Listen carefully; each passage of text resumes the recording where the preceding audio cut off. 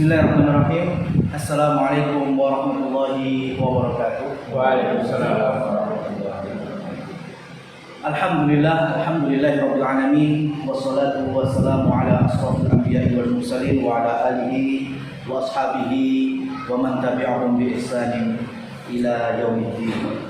Amma ba'd.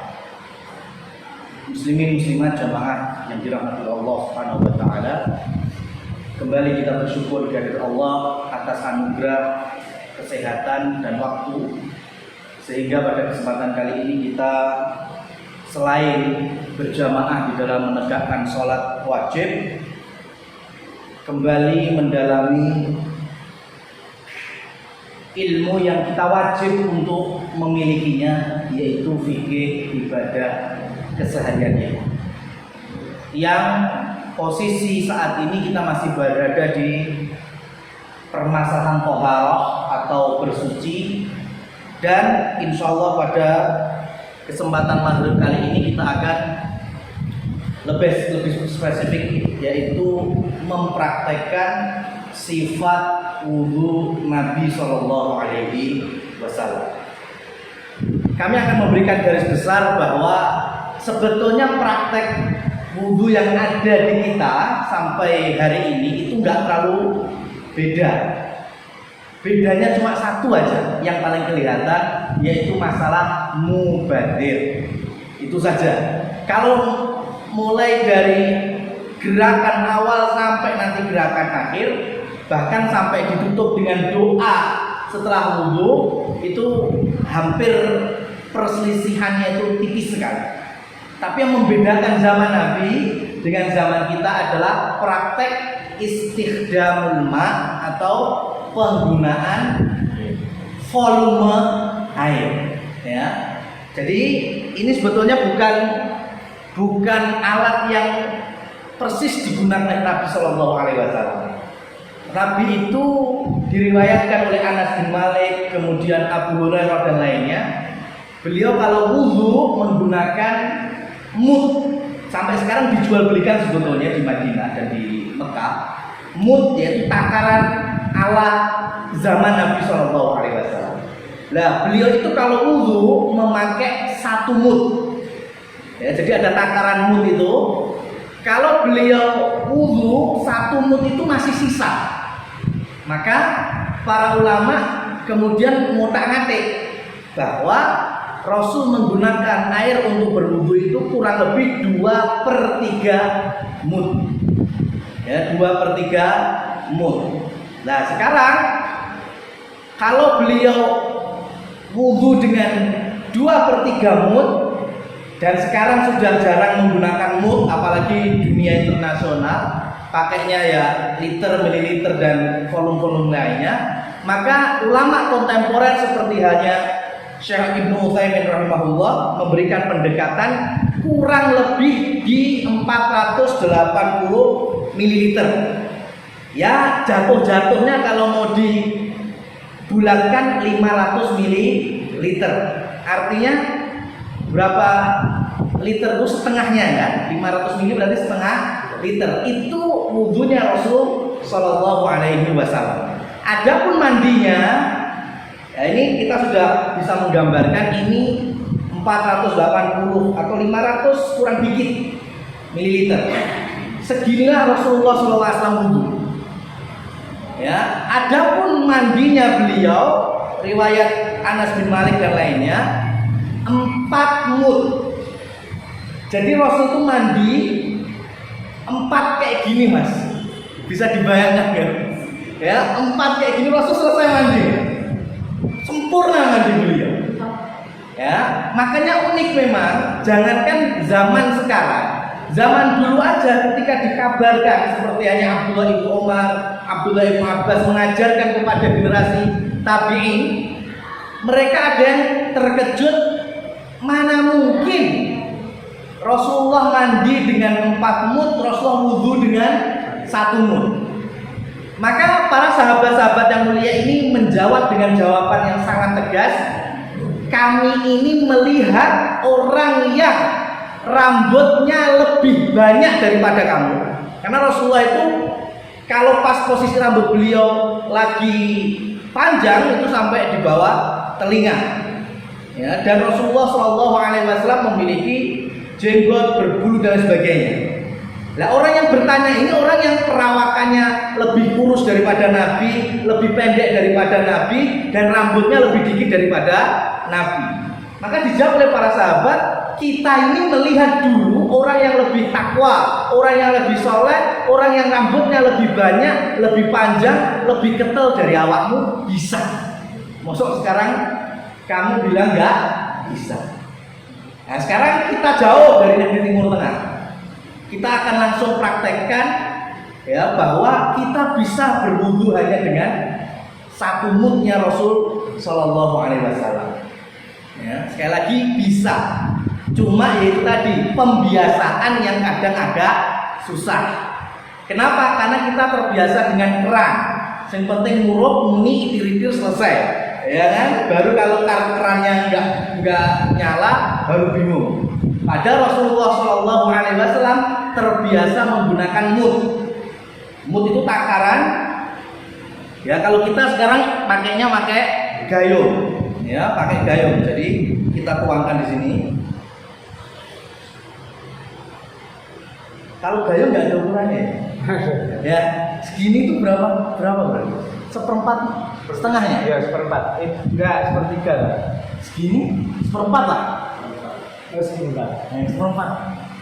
Ya, jadi like satu gayung tuh iso wewe. Ya, ada yang kecil ada yang besar. Iya. Nah, sekarang kita akan coba ini yang jamaah putri ya segini loh berapa gayung. Sameter gayung. Dari gayung ini dengan ukuran mudnya Rasul pakai takaran mililiter. Ya, kita coba sesuai sifat wudu Nabi Shallallahu Alaihi Wasallam. Karena kita nanti insya Allah setelah mempraktekkan kita akan masuk sekaligus permasalahan dari kewajiban ataupun sunnah-sunnahnya selagi praktek dan kita tutup nantinya sampai di pembatal wudu sehingga pertemuan fikih berikutnya kita bisa masuk ke bab yang baru yaitu mandi. Bukunya ini sampai mandi nggak? Belum. Hanya wudu aja. Mandi, ada mandi. Keluar kita dari kaca. Enten mandinya? Apa hanya wudu saja? Wudu saja. Oh tayamum gawa berarti nanti di tayamum dipakai.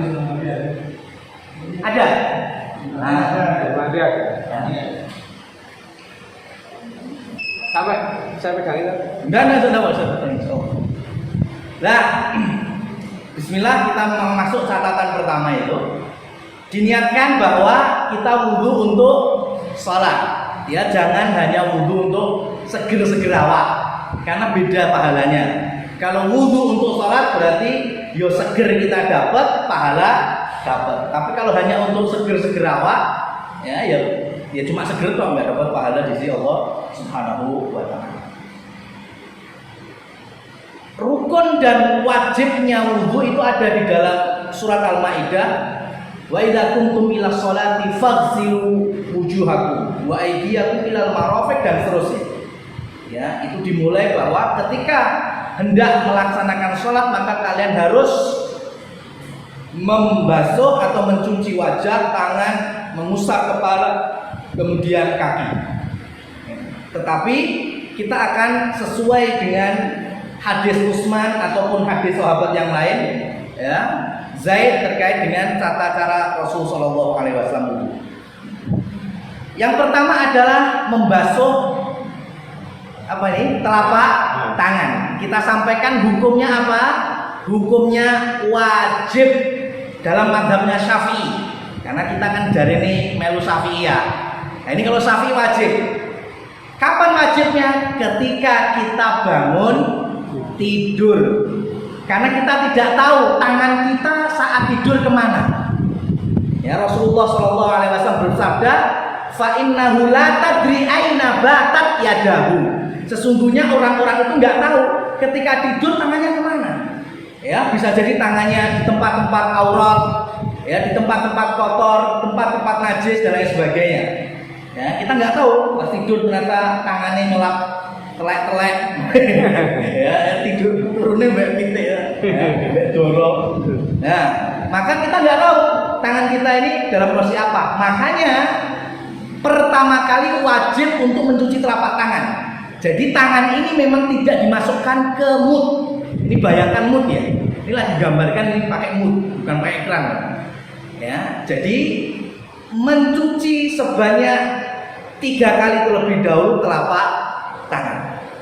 Nah ini para ulama bebas mau dicuci kanan atau mau dicuci kiri silahkan, ya nggak masalah, bisa dimengerti ya.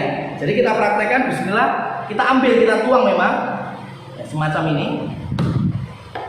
Nah, kita cuci dulu sambil kita mengucapkan Bismillah boleh. Ya, ini sekali sudah wajib, sudah selesai sebetulnya. Tapi kalau pengen ikut sunnahnya Rasulullah SAW sebanyak 3 kali juga diperbolehkan. Kita ambil lagi. Ya, jangan lupa untuk menyela-nyelanya, karena nggak tahu yang kotor, yang bersih sudah mana. 2 kali. Kemudian yang terakhir. Sudah, ini yang pertama. Ya. Berikutnya adalah Rasulullah SAW bersabda, balik fil istinsyaq malam takun sha'iman. Ya, perkuat dalam kumur-kumur dan istinsyaq, yaitu memasukkan air ke dalam hidung. Ya, malam takun sha'iman selagi kalian dalam kondisi tidak berpuasa. Berarti kalau sampai ada orang kumur-kumur kok cuma itu bukan kumur-kumur, itu namanya dilat, no, bumbu. Ya kan ibu-ibu kalau bumbu kan cuma gini tak ya. Kalau kumur-kumur harus ada istilah ulama tasodama, tertabraknya antara ya penting pipi lidah atau pipi kanan atau ke pipi kiri. Nah caranya adalah berkumur sama ngangkat air masuk ke hidung itu dalam satu gerakan. Ya, satu gerakan. Meskipun dalam mazhab Syafi'i, ya ini sebelum kita akhiri ya, dalam peragaan wudu memang tidak kita menjustifikasi ini yang terbenar enggak.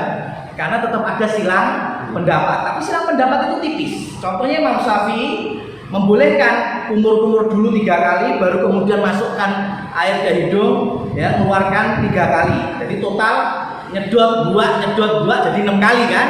Ya, tapi kita pakai yang ala Nabi 3 kali tapi langsung 3 gerakan.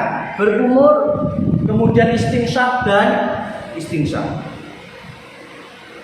Karena ini sudah bersih, sudah suci, maka kita masukkan tangan kanan kita ke mud, ya ke mud. Jadi langsung diambil seperti ini. Ya, contohnya. Makanya kalau keran itu susah sekali mempraktekkan. Kalau gayung atau mud itu persis bisa kita lakukan sebagaimana Rasulullah SAW sama. Jadi kita ambil cukupnya, langsung kita masukkan. Sudah. Ini 1 kali. Ini wajibnya. Ya, kurang jelas. Berarti yang kedua. Ya. Ya saya pas gini ngomong kan diwangi. Keselan. Kedua ya.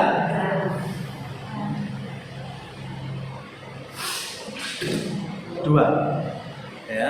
Jadi mama kalau nggak terbiasa sini rasanya berambang, maseng gitu. Kalau belum terbiasa. Dan membiasakannya paling mudah itu saat bangun tidur. Ya, saat bangun tidur. Karena Rasul bersabda balik fil istinsyaq itu khusus orang yang baru bangun tidur. Karena biasanya setannya nginep di sini, Mas. Ya, setannya lagi godok gedang goreng. Lausir. Kemudian yang ketiga,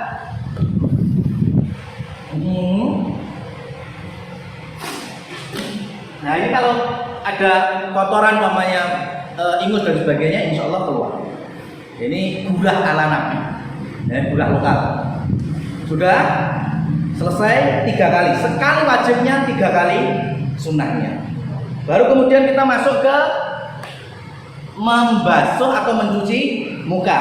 Ya, kita murojaah dulu. Batasan muka adalah mulai tumbuhnya rambut normal, ya normal artinya kemudian sampai dagu. Yang kanan kirinya yaitu apa ini Mas? Ya, batas telinga kanan dan telinga kiri. Jadi ini anggota tubuh untuk wajah. Ya. Jadi kita ambil. Ya. Nggak usah, gini aja ya. Kita ambil ini umpamanya, langsung kita balur. Nah ini sudah, yang penting harus rata semuanya Mas. Ya. Nah ini kalau punya jenggot itu di sela-sela jenggotnya. Yang punya jenggot, ya kalau umpamanya sampai buahnya ya di sela-sela ini. Yang sini mau putri mau putra sama. Ya jadi yang jilbaban mau nggak mau, kalau jilbabnya sampai sini harus dimasukin gini loh, ya. Kalau nggak mau dilepas jilbabnya, kalau dilepas yo nggak usah kita ajarkan. Kalau nggak dilepas lo mau nggak mau harus diginiin, karena ini termasuk anggota wudhu. Ini wajibnya sudah selesai 1 kali, tapi kita ingin seperti Rasul SAW yaitu 3 kali. Ambil lagi untuk yang kedua, sama, ya harus basah semuanya. Karena wajah itu mencuci berarti mengambil air sampai netes. Bahasa Jawane tili-tili. Ya, tapi jangan mubazir tili-tilinya, ya. Tili-tili yang penting kelihatan banget kalau air itu jatuh. Kemudian yang ketiga sama saja. Nah, yang lupa saya tadi. Mau ngambilnya terserah. Tangan kanan, kemudian langsung diplekan 2 tangan seperti ini boleh, atau ngambilnya mungkin 2 tangan dimasukkan semua, kemudian gini terus gini nggak apa-apa, atau mungkin pakai tangan kiri ya nggak masalah karena sudah beri semua ini tadi kan, sudah nggak ada najisnya, kita udah yakin itu. Masukkan tangan kiri, ya kemudian 1 tangan tok gini atau gini semuanya boleh. Yang penting selesai urusan anggota wudhu aja. Ya, bisa dipahami ini. Nah, sudah selesai wajah. Kita pindah wa aydiyakum ilal marafiq, ya, sikut kalian sampai dengan sikut kalian, tangan kalian sampai dengan sikut. Kita ambil sikut harus kena. Ya, berangkat dari hadis Abu Hurairah radhiyallahu taala anhu, nanti Nabi di telaganya akan tahu umatnya itu siapa saja. Oh, yang ghurran muhajjalin, yang ada bekas-bekas wudunya. Nah, ghurran muhajjalin itu Abu Hurairah menafsirkan kalau kalian pengen kelihatan sekali ghurratahu, man arada an yutila ghurratahu falyaf'al. Siapa yang pengen diperlihatkan atau diperjelas, diperpanjang ghurrahnya besok ya di hadapan Nabi, maka hendaknya sikutnya kena dan mata kakinya juga kena. Maka kita akan ambil dulu gerakan yang pertama. Gerakan yang pertama yaitu kita ambil air, ya pakai salah satu tangan boleh, kanan kiri boleh. Kita cuci terlebih dahulu yang sebelah kanan. Jadi kita ambil dari bawah untuk ke atas. Nah seperti ini, ya. Ini udah hitungan 1 untuk kanan. Yang kiri belum, ya. Sama yang kiri kita ambil dengan yang tangan kiri ya nggak apa-apa. Namanya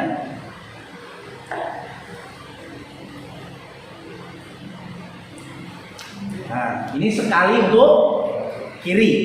Ya. Sunahnya di sela-sela jari jemarinya. Ya, sudah. Sampai sikut selesai, sikut kiri juga kena. Ini sudah selesai angkatan pertama wajibnya. Tapi kita ingin melengkapi pahala menjadi 3 kali. Maka gerakan yang kedua, gerakan yang dari atas ke bawah itu juga boleh. Artinya bebas, Mas. Ya. Contohnya, saya ambil dengan tangan kiri, kemudian saya basuhkan untuk tangan kanan dari atas. Nah, semacam ini ke bawah. Ini juga boleh. Ya, boleh. Kemudian baliknya tangan kanan ke tangan kiri dari sikut ke bawah. Ini juga boleh. Udah berapa kali?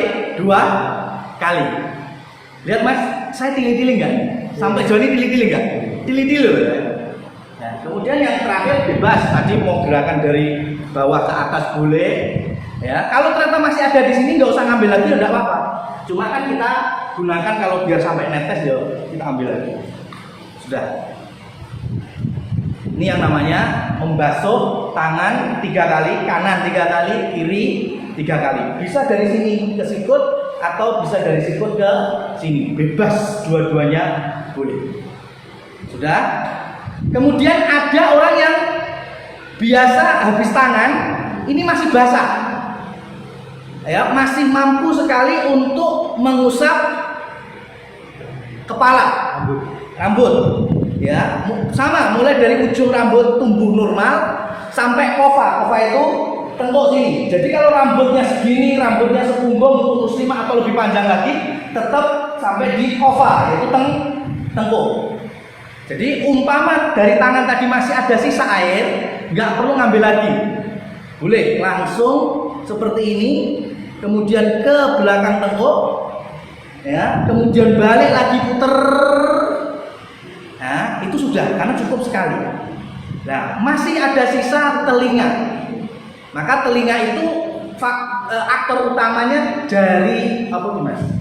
Telunjuk sama jari jempol. Ya, ibham sama sababah. Yang jari telunjuk ngurusi kuping jero. Ya, ini jempol kuping apa punggung kuping atau telinga luar. Ya daun telinga semua. Ya, yang jempol yang jobos ini, yang telunjuk yang dalam. Jadi gini aja. Selesai. Ya, cukup sekali, nggak perlu 2 kali, nggak perlu 3 kali. Ini kalau dari tangan nggak ngambil air. Kalau ngambil air sama saja. Kita ambil, kemudian kita kerahkan ini, sudah sampai tengkuk, kemudian balik lagi, ya, kemudian baru telinga selesai. Ya, jadi boleh dipisah satu gerakan ini gini sampai selesai, balik, dah mau ambekan dulu nggak apa-apa, kemudian telinga itu boleh. Atau langsung seperti tadi, ya langsung ini ke sini, langsung tangan kita ke sini. Nah, kayak gini. Nah, kayak bentuk telinga ini, ikuti bentuk telinga. Nah, terakhir kaki. Ya, kaki bisa kursi. Ada kursi enggak? Saya ini enggak seimbang. Yang telinga tadi nggak usah ambil lagi. Nggak usah ngambil lagi, karena aslinya telinga itu masuk bagian daripada ke kepala. Ya, itu bagian dari kepala. Maka di ayatnya hanya wamsahu biruusikum. Ya, hanya kepala. Telinga itu masuk di kepala, karena asli telinga itu bagian dari. Nah, wong lek diputil ndase kan telingane kan melu. Kemudian yang terakhir yang kaki. Nah, ini sekali karena ini udah ujung atau penutup, maka biasanya orang itu wes yang penting sak kenai. Biasanya kalau dikerang tuh gini. Nah, gini kan? Gini toh. Kenapa? Karena wes lebar. Biasanya kan gitu kalau wes lebar. Maka sama kaki itu boleh kita menggunakan, kita ambil, kemudian kita ya pokoknya di sela-sela Mas, mata kakinya harus kena. Kalau ternyata kurang, boleh ngambil lagi. Atau kalau kurang bisa gini. Namanya 1 kali. Ya. Kemudian yang kiri. Ya, kok langit lah. Iya. Nah, ini. Terus sela-sela kaki, ingat-ingat Mas, karena biasanya ini yang kurang kena. Ya. Udah sampai mata kaki. Mau sampai sini juga boleh. Ya, udah. Sudah berapa? 1 kali. Itu wajibnya. Kalau mau nambahin sampai 3 kali silakan. Ya, karena tadi sudah, sekarang lagi nggak apa-apa. Terus ya, itu kemudian yang ini juga. Nah, ini kena semua ya Mas. Ya, ibu itu kelihatan ya? Kelihatan toh? Saya ini basah tenang loh. Rapus loh. Ya. Ya mau kanan kiri boleh, kan ini saya nyontohkan aja. Kalau mau kanan dulu dihabiskan 3 kali boleh, sebelum itu kiri dulu 3 kali boleh. Itu semuanya ulama memberikan kesempatan semuanya bisa digunakan. Kanan tangan pun juga sama.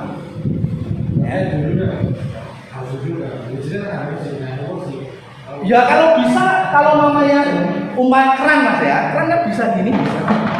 Ya kan? Keran kan bisa gini kalau bisa.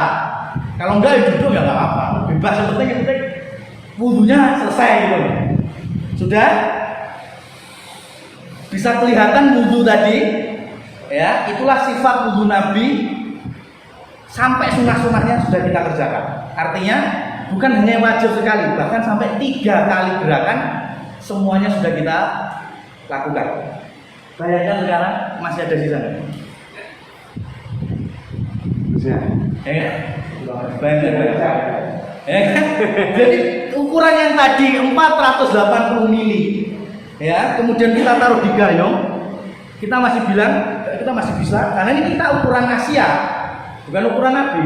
Nabi lebih tinggi, lebih besar badannya. Masih sisa kurang lebih di 200 mili, ya, bayangkan.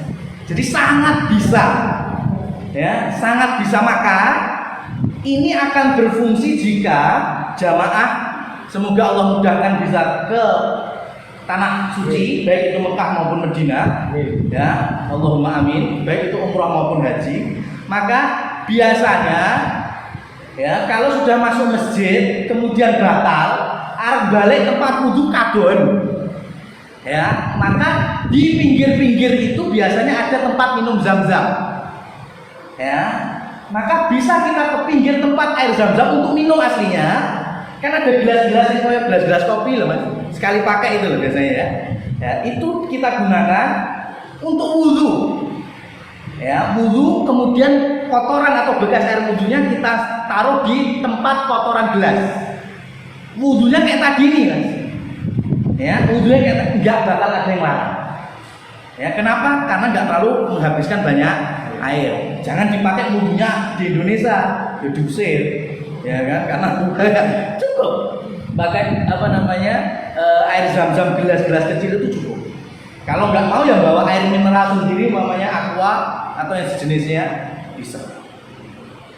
Ini contohnya basah, ini saya basah, ya bisa dibilang tili-tili bawahnya aja jadi tili. Itu cukup. Berarti kan aslinya kita wudhu dengan ukuran Nabi sangat cukup. Ya, karena kaki tadi kita cuma pakai batasan mata kaki. Coba kalau pakai betis mungkin ya sudah mau habis. Ya, tapi alhamdulillah. Ya, nanti jenengan praktekkan di rumah masing-masing dah. Ya, Masya Allah. Pun ini pripun kisah selanjutnya. Saya ikut.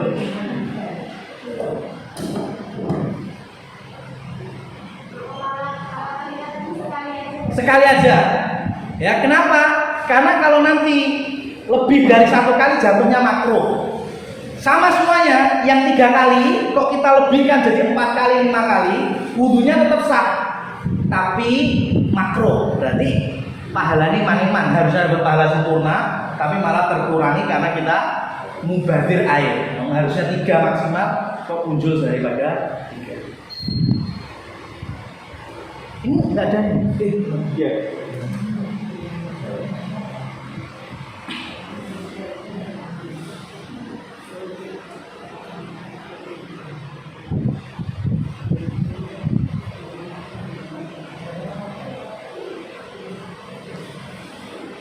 Ada pertanyaan terkait gerakannya dulu. Ya, gerakannya nggak ada beda kan? Sama kan? Sama dengan wudhu. Pakai mazhab siapa nggak jauh perbedaannya.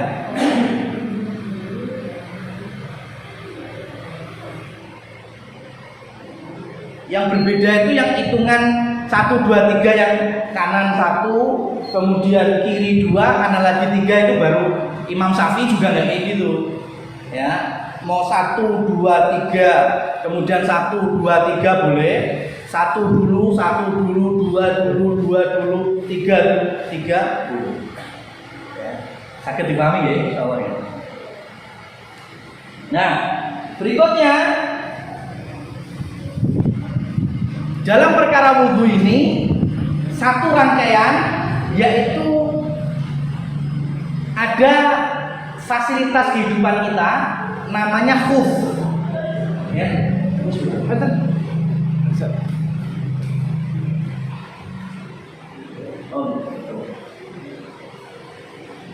Enten istilah khuf.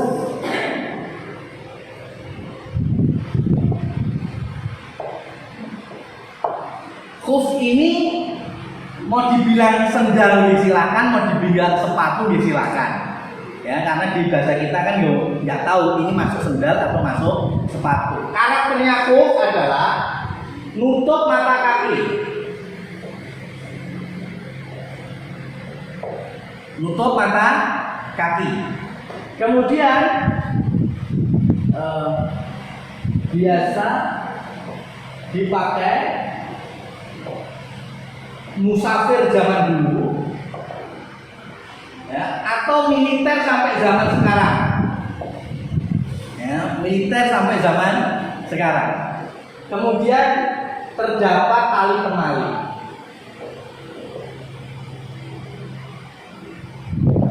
Kira-kira nih kalau bahasa kita apa? Sepatu PDR, ya, berarti kalau kita PDR. Sepatu nih TNI polisi kan nutup mata kaki, kemudian kan nggak ada yang kerecetan, semuanya talian kan. Ya, zaman Rasul ada yang jenis itu, bahkan talinya lebih banyak. Ya. Nah, orang-orang yang menggunakan khuf setelah wudhu tadi selesai, kemudian berdoa, ya syahadat, kemudian berdoa, kemudian pakai khuf. Ya, pakai khuf, kemudian dia beraktivitas dan ternyata batal. Ini umpamanya aktif, saya umpamanya jam 7 berangkat, namanya pakai PDR. Sebelum berangkat saya wudhu dulu. Ya, kemudian habis itu pakai seragam, diantaranya khuf. Kemudian jam-jam 9 atau jam 10 saya batal. Entah saya kencing, entah saya kentut, macam-macam, atau mungkin buang air besar. Kemudian ketemu waktu zuhur, dan selama itu saya belum mencopot khuf, maka ketika saya wudhu nggak perlu melepas khuf.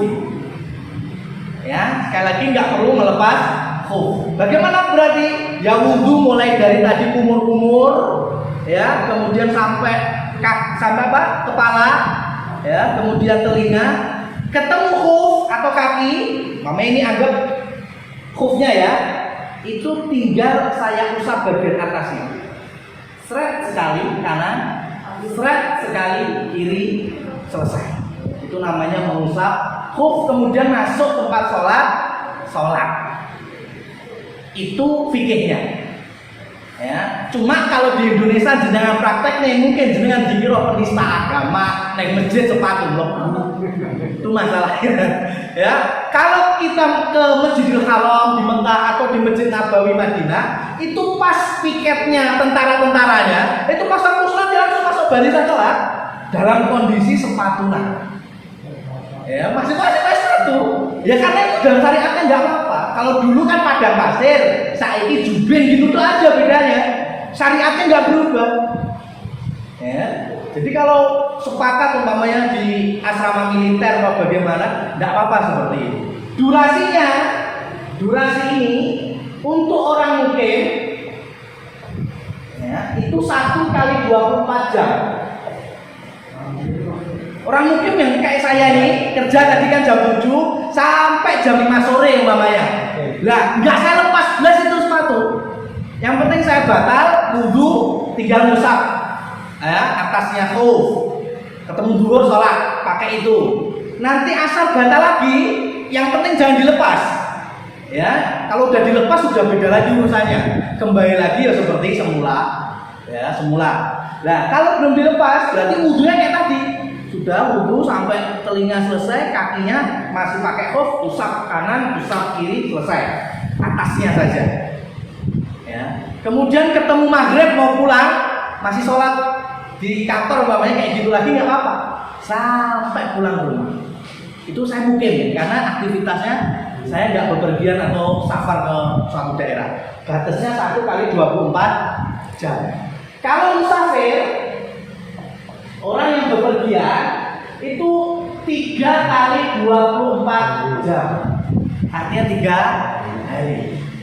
Asalkan jangan dilepas. Kalau orang dulu di padang pasir ya apa dilepas. Ya itu bisa digunakan terus. Nah, khuf ini masuk nanti kategori yang pertama disamakan kaos kaki. Ibu-ibu muslimah. Ya, kalau sebelum tindakan wudhu sudah total sempurna sampai kaki seperti kita praktekkan tadi, kemudian ngastol kaos kaki, gunakan kaos kaki kemudian bepergian atau kemana, ketemu waktu sholat batal, kemudian kaos kaki tidak dilepas nggak masalah. Ya, wudhu dari permulaan sampai tadi kepala selesai, yang ketemu kaki, kaos kakinya yang bagian atas diusap kanan sekali, diusap kiri sekali, selesai. Nah, kalau kemudian menjerai itu Nah, ini nggak masalah, karena Ali bin Abi Thalib menyebutkan laudinu biaklin. Kalau agama ya berdiri di atas logika, maka harusnya yang diusap khuf itu bagian atas atau bagian bawah? Bawah, harus ingin ditelek di bawah. Ya, tapi agama itu berdiri di atas nas, dalil. Baik Al-Quran maupun hadis sahih Rasul SAW. Karena Rasul mengajarkan, ya Rasul mengajarkan atas berarti atas. Ya. Tapi kalau memang kita sadar ketika mengusap khuf ternyata ada telek yang najis, maka nggak apa-apa kita bersihkan najisnya tanpa melepas khufnya. Itu ya enggak. Kalau dulu kan di padang pasir nyaris kotoran itu semuanya garing. Ya, kalau kita masalahnya nek sing lincung iki masalahnya ya mambune barang ya dikesuk-kesuk enggak apa atau mungkin dikerakal-kerakal enggak apa-apa ya atau mungkin ya dikasih air gini-gini yang penting enggak usah dilepas, maka hukum itu masih berlaku. Ya. Kaos kaki bisa dipahami ya, sama untuk ibu-ibu yang mungkin 1 kali 24 jam, untuk yang musafir mau naik bis, naik kapal, pesawat itu bisa sampai 3 hari, asalkan jangan dilepas. Nggak usah tanya ambune kaya apa, nggak. Hukumnya sama-sama ambune Mas. Ya, kalau ternyata nggak terbiasa ini ya copot ya silakan. Ini hanya solusi syariat Islam. Kenapa? Karena dulu orang pakai khuf itu susah. Dan dalam kaidah usul al-masyaqqah tajlibut taisir, kesusahan pasti oleh agama dibuka pintu untuk memudahkan. Ya, makanya nggak bisa berdiri sholatnya duduk, nggak bisa duduk berbaring, nggak bisa wudhu pakai air, nggak menemukan air macam-macam ada tayammum. Itu pakai khuf susah, apalagi berjalan melewati padang pasir nggak usah dilepas, cukup dilap, diusap atasnya. Kemudian yang kedua, selain kaos kaki terkait juga dengan gips atau perban dan semacamnya. Ya, anggota tubuh kita ada yang luka. Contohnya patah tangan, digigit, begini digigit. Ya, atau kaki digigit. Ya, maka yang terkena gips atau perban kan nggak mungkin kena air, dilarang sama dokter. Maka bagaimana caranya? Diusap tanpa harus kena air. Hanya yang ada ininya loh ya. Contohnya digigit sini, umpamanya segini mas digigit, umpamanya. Nah, ketemu anggota tubuh ini saat wudhu, maka ini kita lap biasa tanpa air. Sisanya harus kena air. Kecuali kalau semua anggota tubuh ini ya dari sini sampai sini digigit, ya berarti otomatis hanya diusap muter gini aja selesai. Ya, tanpa harus kena air. Lah bagaimana lektor pancoplas? Ya kan? Lah jebule yang tertutup luka cuma segini seleret gini toh. Ya, 7 cm atau 10 cm sama. Ya. Yang penting yang lainnya harus kena air. Ini produk digaringnya baru diusap boleh. Ya, asalkan memang bermasalah kalau kena air. Kalau ternyata nggak bermasalah kena air ya nggak masalah. Itu terkait dengan khuf. Ya, turunannya akhirnya muncul kaos kaki, muncul juga untuk masalah perban. Berikutnya, yang terakhir kita akan mengambil pembatal. Ya, pembatal wudu. Sebelumnya ada pertanyaan, Bu? Ya, monggo. Untuk wudu, Ya. berwudu atau berwudu. Ya. Apakah membatalkan satu ini? Ya. Gunanya atau membuat ini? Boleh, dua-duanya boleh. Jadi mau ngambil gini, kan ini tadi kan udah dicuci, jadi sudah hilang sifat najisnya. Jadi mau kita ambil pakai satu telapak tangan kanan, boleh. Mau kemudian ngambil dua-duanya gini, kemudian gini, boleh. Bahkan kiri ya saja gini juga boleh, nggak masalah.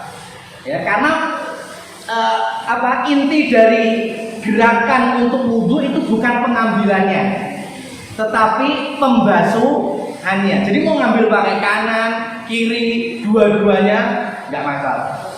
Ya, yang penting pas gerakannya itu sesuai dengan yang disyariatkan.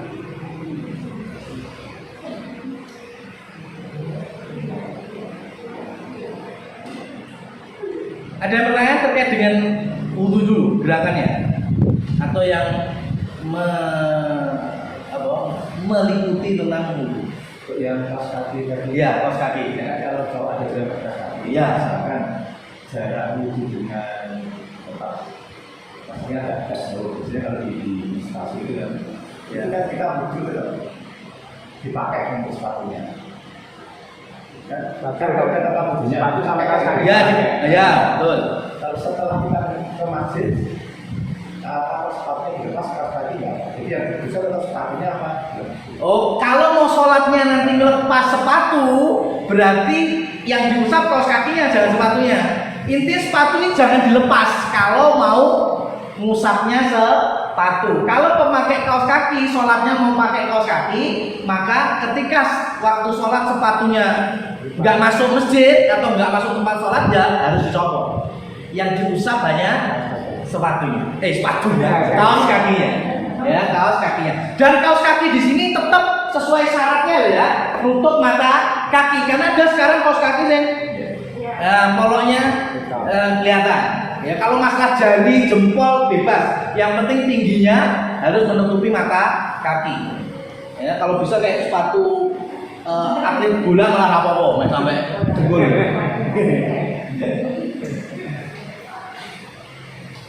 Nah, tadi sempat ada keterangan tempat sholat sama tempat wudhu. Oke, ini bukan pertanyaan Bapak ini tadi ya, tapi kita kaitkan. Ada satu tadi kelupaan, ada mualah. Mualah, apa itu mualah? Tidak ada jeda di dalam gerakan wudhu. Contohnya gini, mualah namanya. Ya, contohnya gini. Tadi basuh wajah. Ya, kemudian ada entah saudaranya atau mungkin orang yang kerja di rumahnya, Bu, ini gimana? Nambahin apa bumbunya? Nah, ya kan? Kemudian, lewat buat kayak apa? Kurangnya apa? Kayak, wes. Kemudian mau kan sudah sini, berarti tangan. Nah, ini nggak boleh.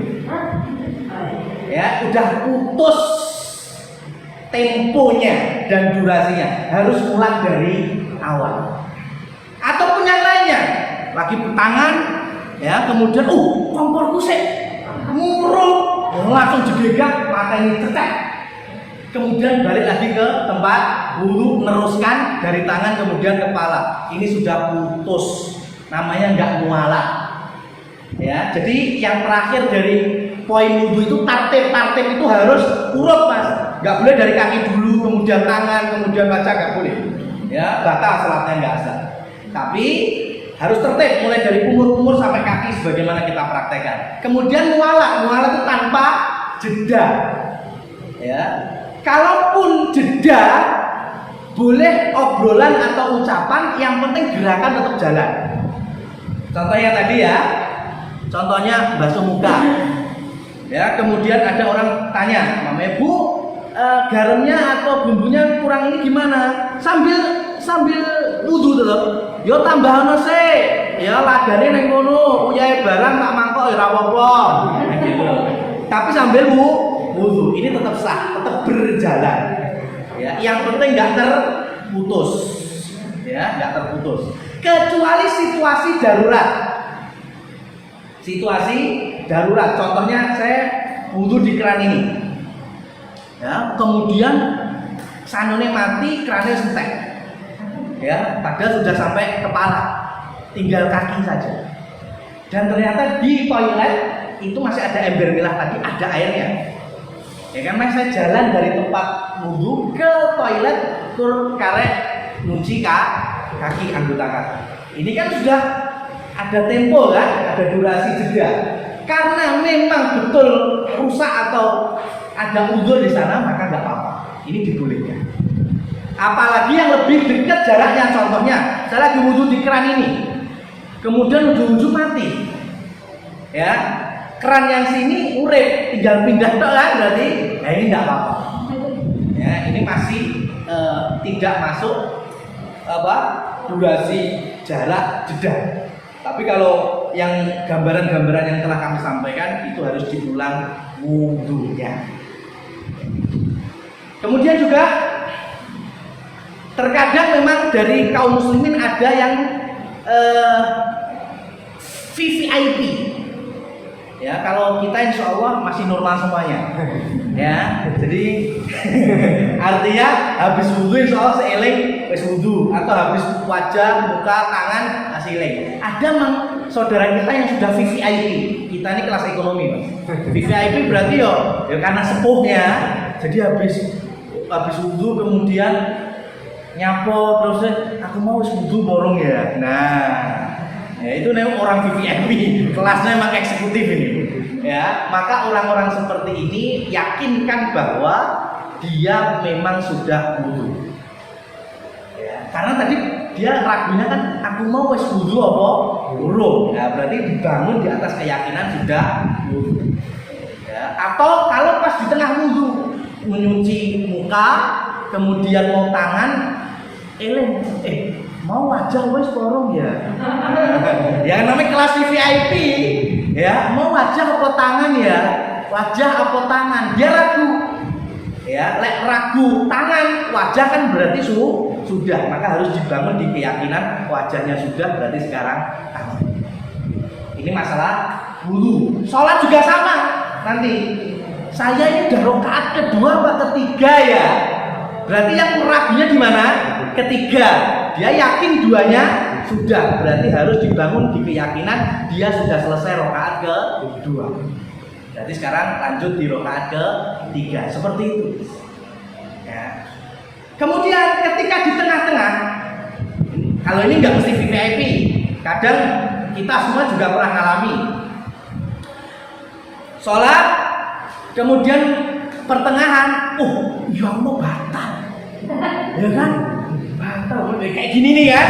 Ya kayak gini kayaknya udah nggak terasa batal, tapi kemudian pas batal, kemudian beraktivitas lagi kayak saya ngomong lagi, ya hilang tadi kalau udah batal, kemudian sholat di pertengahan eleng, mau sholat batal belum betul.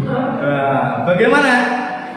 Harus menghentikan sholatnya dan mengambil wudhu karena di pertengahan program ibadahnya. Berbeda kalau sudah salam. Tahiyat akhir, assalamualaikum, assalamualaikum. Mau batal. Gimana kalau ini? Nikmat dari Allah Subhanahu wa Ta'ala. Nggak perlu diulangi lagi. Itu nikmat. Ya, analoginya apa? Analoginya ketika kita puasa, jenengan poso, kemudian wis lali blejet, mambu masakan langsung makan. Makan gini, kemudian tengah-tengahnya, aku poso, gak ngombe. Wah itu kan paling enak, seret, ya kan? Tapi karena ingat di pertengahan, tetap boleh minum nggak mas? Nggak boleh minum, harus di pertengahan kok.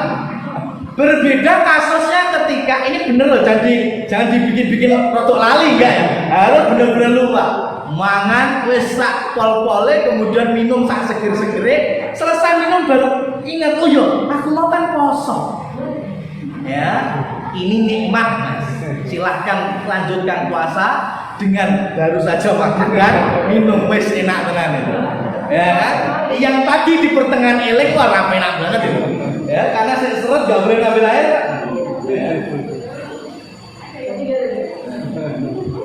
Nah, jadi itu terkait dengan gerakan kita wudhu. Mungkin ada dulu ya, nanti habis ini baru kita masuk ke pembatal wudhu.